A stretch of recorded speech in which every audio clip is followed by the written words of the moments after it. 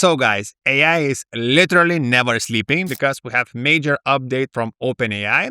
They just released their latest model called GPT-5.5, and this comes after Claude 4.7 from Anthropic. And actually, if talking about Claude had this pretty mixed launch because they were like teasing this mythos, and then after launch, people were really excited to try Claude, and I was also like 4.7 was like, oh, it's the next big thing. But after using it for some time, I'm actually pretty disappointed. And I find myself using GPT more and more. And I think for some people, this could be the moment to actually jump ship to OpenAI because in my opinion, the price is better. And also the features, some of the features actually are better right now. So first up, 1 hour ago, they released this tweet introducing GPT 5.5. And actually, I like to refresh these tweets and see how much hype there is. So you can see, yeah, we have 1.1 million views. So pretty similar, I would say, to Anthropic launches. So again, the hype is there. And if you scroll down, you can actually see some of the benchmarks. But I think let's jump into the article and actually check it out together.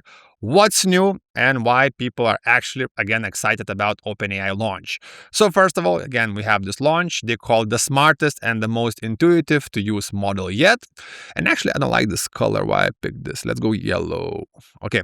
It excels at writing and debugging code, research online, analyzing data, and creating documents and spreadsheets, operating software, and moving across tools until a task is finished. And they're actually really trying to push this new feature, which is not really new. I think it's, yeah, but okay, let's call it new, where you can actually input lots of like different tasks and GPT in the background will do these tasks until it's finished, which is pretty similar what Anthropic was calling Ultra Plan, I think, or something like that. After that, we have some of the benchmarks, which look really impressive. But if you watch my past video, these benchmarks don't mean that much, but still some of them are pretty legit. So first of all, we have terminal breach. So you can see Anthropic is below 70%. And if you believe these benchmarks, GPT is 80, almost 3%, which is pretty high jump, I would say. And if you actually go through all of these benchmarks, you can see, for example, CyberGym, we have a huge jump from Claude. Simply put, if you choose your LLM or AI model to actually code and do different tasks based on benchmarks,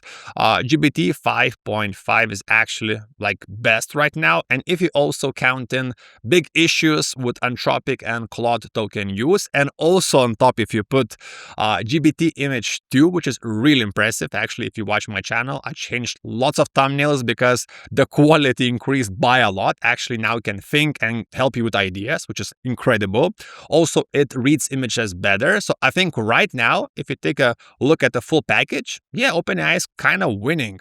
I'm not a big fan of the company. I'm not a big fan, of course, of Sam Altman. But overall, if we talk about the numbers, if we talk about the tools, and actually me personally, because after latest, I would say like nerfs to Claude, which was happening with the Opus 4.6, and then 4.7 is kind of also dumb. I don't know, like I have so many issues like brainstorming, like scripting, it makes so many mistakes. I actually have to double check some of the information with ChatGPT.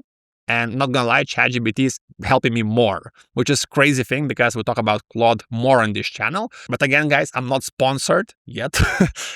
So I will use what's best and also what's best value for me and also for my viewers. Subscribe. So if you scroll down, we have more info about all of these benchmarks, which I think are not as important because I think best way to actually benchmark it, just test it out for your own uses. But we have a few examples, and actually examples and these demos look really like, I would say, impressive. For example, we have the space mission app. You can actually see what they're trying to build, and it looks real clean. I will leave also all the links in the description so you can actually check out how it all looks, how it all works, what the actual marketing material is pushing for this model. We have also earthquake tracker, pretty standard, dungeon game. We have 3D game. Also in the X post, we have full demo with this Rubik's Cube, where you can actually ask GPT to go to browser and figure out this Rubik's Cube, and it actually did. Pretty impressive. But now let's talk about the most important thing is the money availability and what plans will actually get this powerful model. So it's right here, availability and pricing. So today, GPT 5.5 is rolling out to Plus, Pro, Business, and Enterprise users in ChatGPT, and Codex. And GPT 5.5 Pro, which is even more powerful, is rolling out to Pro, Business, Enterprise users in ChatGPT. And actually, if you scroll down, you can see we have also Pro right here, but it has way less benchmarks. And if you go to the top, even one benchmark, GPT 5.5 was ahead. But overall, Pro is like even crazier, but less benchmarks. I don't know for what reason. I will check the full article. And again, guys, this is a quick overview because I'm pretty excited because I'm looking for the next big thing. And this looks like it could be. And also in the comments, please tell me what do you want to see next about GPT 5.5? What test should I run? What should I show off in my next videos? And of course, subscribe to see these videos first.